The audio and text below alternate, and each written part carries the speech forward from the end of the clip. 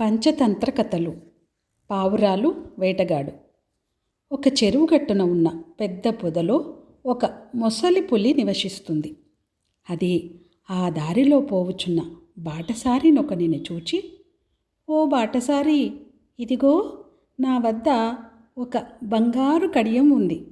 దీనిని ఏ పుణ్యాత్మునికైనా దానం చేయవలెనని ఎంతకాలం నుండో ఎదురుచూచుచున్నాను.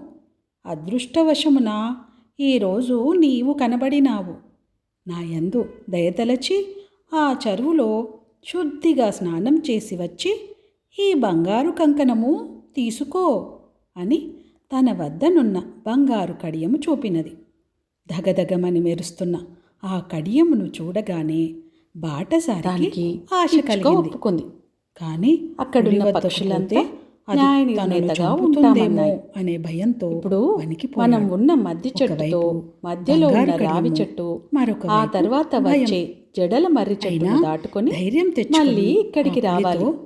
ఎవరు ముందు వస్తే వాళ్ళే విజేత అని ప్రకటించారు. నేను నమ్మి పందెం మొదలైందో లేదో కాకి సర్రున మర్రి చెట్టులో ప్రాణాలు తీసుకుని వారు ఉన్నారా? ఆ మర్రి చెట్టు చాలా పెద్దది. పులి లెక్కలేలండి ఊడలతో దట్టంగా ఉంది. నీవు భయపడతా కాకి రెక్కలు రెండు సన్నటి ఊడల మధ్య చిక్కుకుపోయి బాధతో అల్లాడిపోయింది.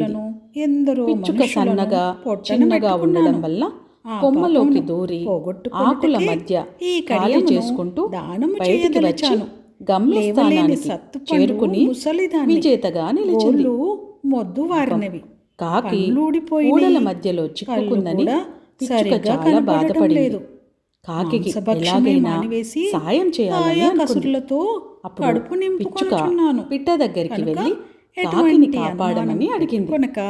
స్నానం చేసి కోరిక మేరకు వడ్రంగి పిట్ట ఒకటి వచ్చి ఊడలను మెల్లగా తొలచి వాటిలో చిక్కుకున్న కాకిని కాపాడింది. బాటసారి పులి మాట నమ్మి స్నానం చేయుటకు చెరువులో దిగి అందులోని బురదలో కూరుకుపోయి పైకి రాలేక, "అయ్యో, బురద నీళ్ళలో దిగబడిపోతున్నాను, రక్షించండి, రక్షించండి" అని అరవగా, పులి, "భయపడకు, నేను వచ్చి నిన్ను రక్షించి పైకి తీయుదును" అని అతని వద్దకు వచ్చి మీదకు దూకి చంపి తృప్తిగా అరగించినది.